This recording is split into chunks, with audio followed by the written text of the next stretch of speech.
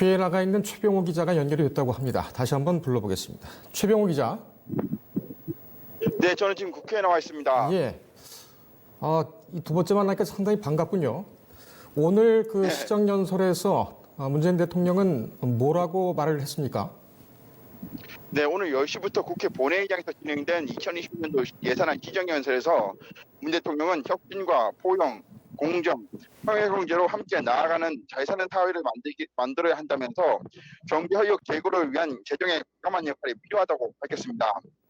문 대통령은 앞서 지난 9월 3일 정부가 제출한 예산안 513조 5천억 원의 규모를 설명하면서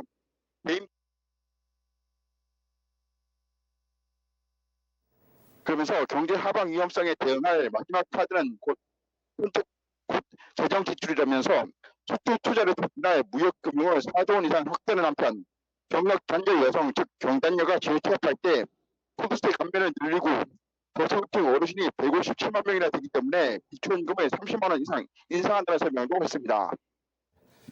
조국 전 법무부 장관을 계기로 공정성 문제가 상당히 좀 제기가 되고 있습니다. 이에 대한 메시지는 없었습니까? 네, 오늘 연설에서 문 대통령은 전반부에는 예산에 대해서 설명했고 후반부에는 공정한 사회에 관해 중점적으로 말했습니다. 특히 조 전 장관 사태를 계기로 그 공정성에 30분 동안의 연설에서 문 대통령은 공정이라는 말을 27번이나 썼습니다. 문 대통령은 공정을 위한 개혁을 더욱더 강력히 추진할 것이라면서 교육 불공정을 해소하기 위해 대학 입시에서 정시 비중을 높이는 방향으로 제도 개선을 하겠다고 전했습니다.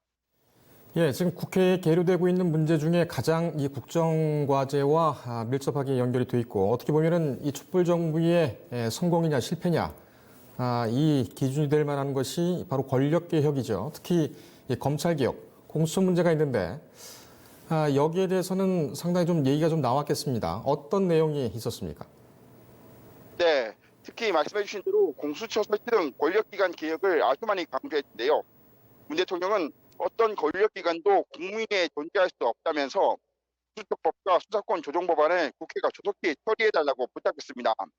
특히 앞서 박근혜 정부에서 국정농단 사태를 권력형 비리에 대한 특별사정기구가 있었다면 전 정부에서 국정농단이 없었을 것이라고 말했습니다. 권력기관 개혁과 민생법안 처리 등을 위해선 국정 실타래를 풀고자 여야적 국정선거협의체를 적극 가동하고 여야 정당 대표들과 회동도 활성화해 협치를 보완하자고 했습니다. 마지막으로 20대 국회가 민생국회로 평가받기 기대한다고 했습니다.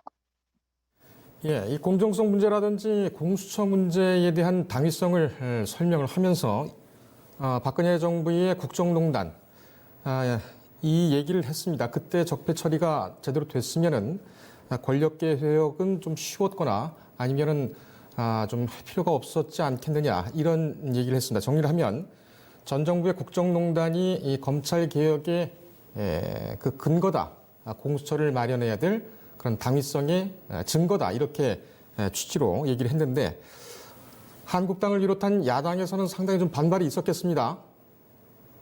네, 그렇습니다. 문 대통령의 오늘 시정연설문은 사전에 배포가 됐기 때문에 야당도 이제 본회의장에 들어오기 전에 이 연설문을 살펴봤을 겁니다. 오전 10시에 문 대통령이 입장할 때 자유한국당 등 야당은 기립은 했지만 박수를 치지 않은 것이 그러한 모습입니다. 특히 문재인 정부가 출범한 이후 고용 지표가 개선됐다거나 사회 전반의 공정성 강화를 언급할 때는 야유를 보내기도 했습니다. 문 대통령도 야당의 반응을 의식한 듯 일자리 고용 지표 개선이나 교육 공정성 문제를 강조할 때는 아예 야당 의원들을 바라보면서 연설할 정도였습니다. 오늘 연설에 대해서 민주당에서는 국회가 민생 경제에 발파제 역할을 해줄 것으로 믿는다.